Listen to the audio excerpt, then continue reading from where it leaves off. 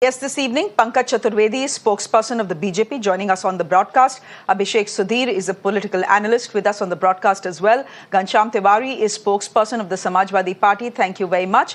And Kapil Shankala is a Supreme Court lawyer. He's joining us on the broadcast as well.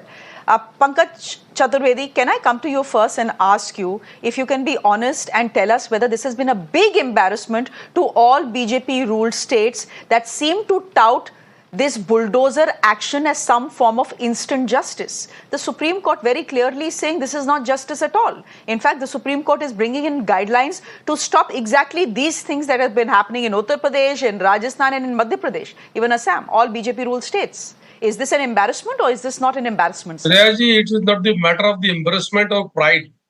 It is the matter of the constitution and the rule of law.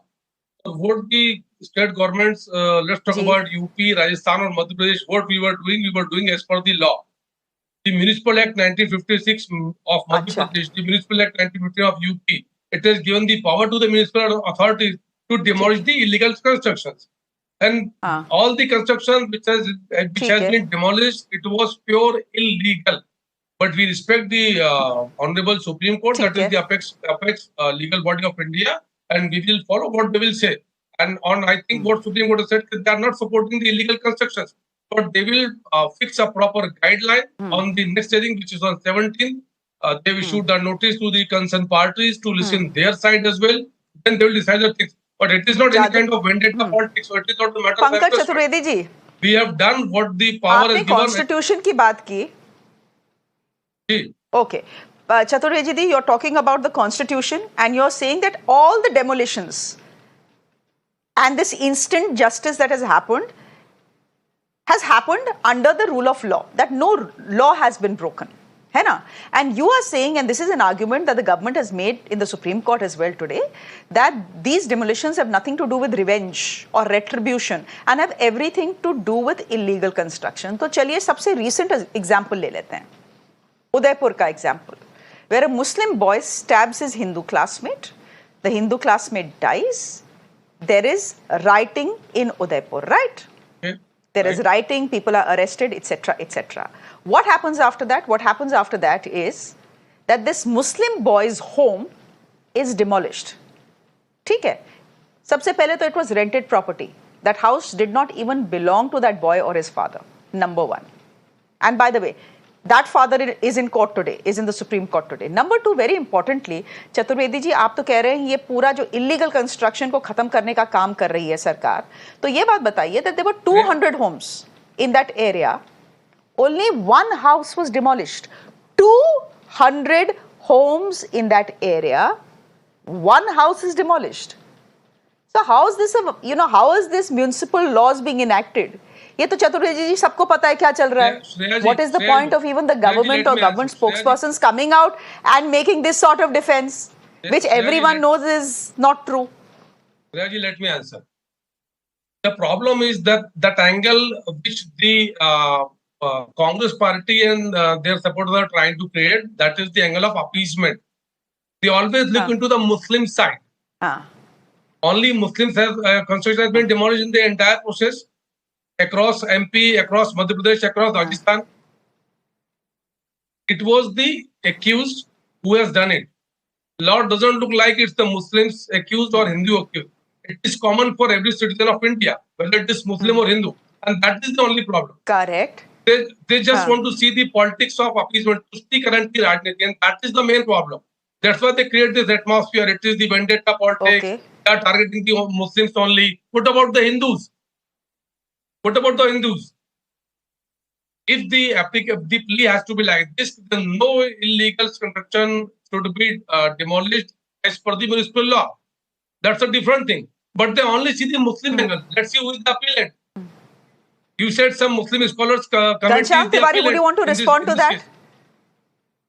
Good evening, Shreya, to you, the viewers, and the cases that they are citing are of Muslim people who have been targeted, sir. Good evening. Hi, Ghanshyam. Go ahead. Would you want to respond to what the BJP is saying? Well, BJP is by and large today a bundle of lie and propaganda. So to be able to cherry pick truth from what they say is very difficult for anyone. However, there because it's a lie and propaganda, it can be easily demolished. For example, Aam Aadmi Party leader Saurabh Bharadwaj, the minister, gave a press conference where he named 16 leaders of BJP. He named them, including the mayor, past mayor. He said that these people have illegal constructions. Did the bulldozer come? It did not come.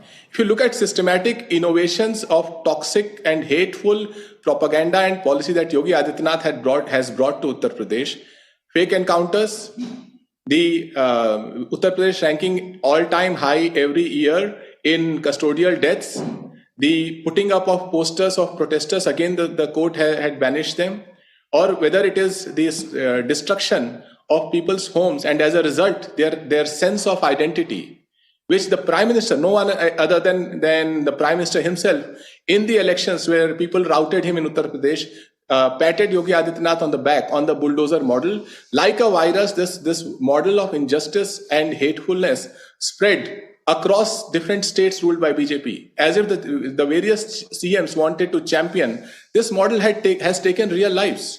There was a Dikshit Parivar in Kanpur where two people were burnt alive when a daughter and her mother were burnt alive because the Uttar Pradesh bulldozer went there and the DM had ordered it.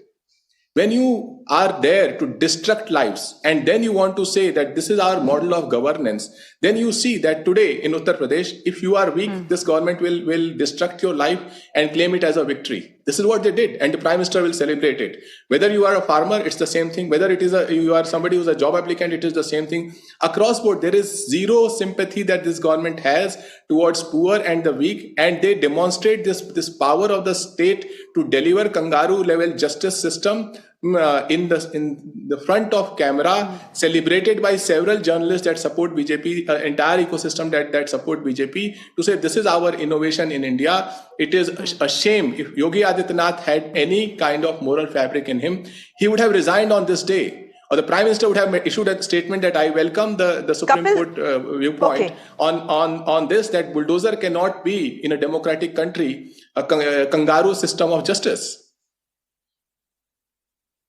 You know, that's exactly the point.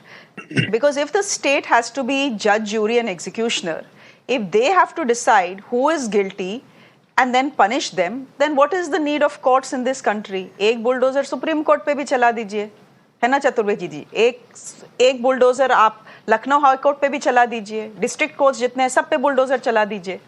If the state has to decide who is guilty without a trial, bypass the law of this land, might as well put these bulldozers to good use so that the taxpayers' money is not spent.